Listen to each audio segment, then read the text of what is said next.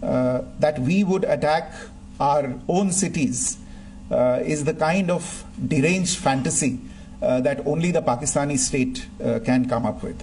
Perhaps they do it because they are well versed in such action as their history would show.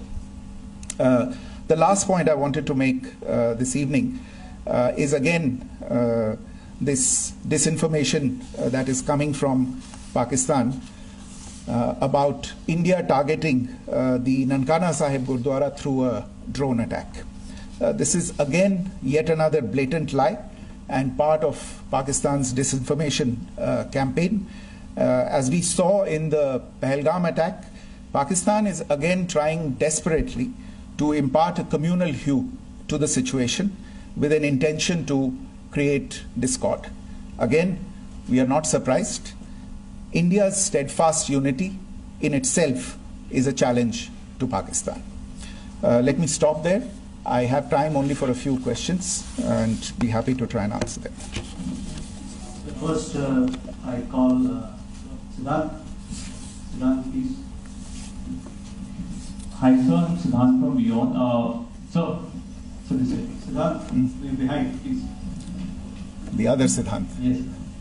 Hi, sir. I'm Siddharth from CNN News 18. Sir, I only want to know from you the status of Kartarpur corridor. Is it open or not?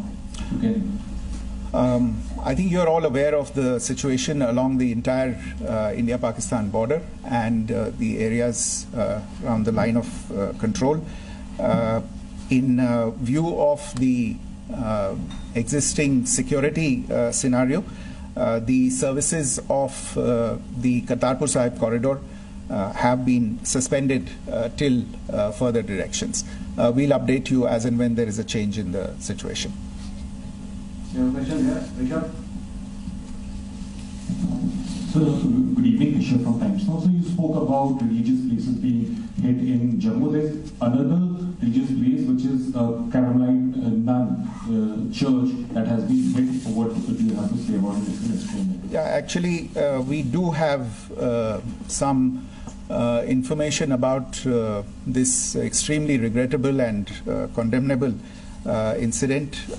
During heavy shelling across the line of control in the early morning of 7th May, a shell fired from Pakistan landed just behind the Christ School run by the Carmelites of Mary Immaculate congregation in Poonch.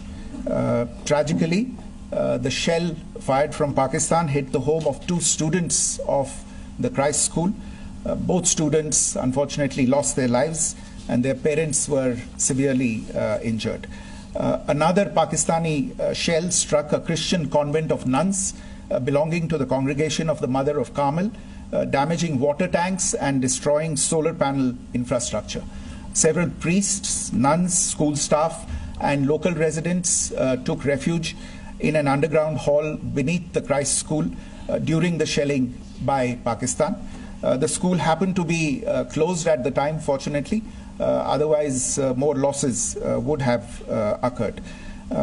Again, we have seen the Pakistani side targeting and shelling places of worship with a particular design. This includes gurdwaras, these convents and temples. This is a new low even for Pakistan.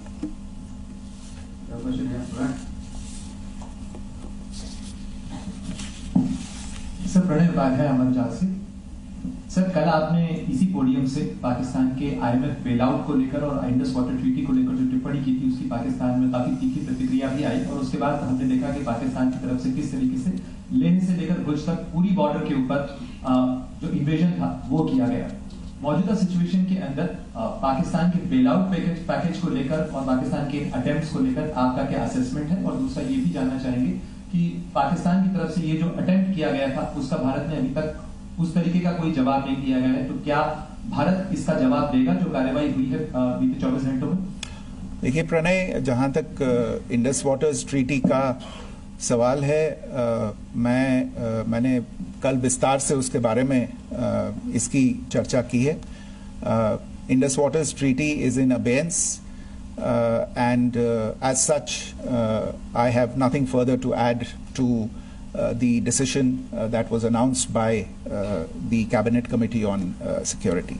जहाँ तक IMF bailout का सवाल है, आपको ज्ञान होगा कि IMF की आज मीटिंग हो रही है. हम वहाँ पे अपना पक्ष रखेंगे और जो हमारा मत है इन चीज़ों को लेके वहाँ पे साझा करेंगे दूसरे मेंबर्स के साथ. ये बोर्ड पे निर्भर है कि वहाँ पे क्या निर्णय होता है. और जहाँ तक जो कार्रवाई हुई है उसका जवाब देने का जो आपने जो प्रश्न उठाया है, जो आज ब्रीफिंग हुई है, जो आपको सूचना मिली है, मैंने भी कहा है कि जो आज सवेरे तड़के सवेरे जो गतिविधियां हुई, भारत ने उनका एक जिम्मेदाराना पूर्ण तरीके से और एक पर्याप्त तरीके से उसका जवाब दे दिया है.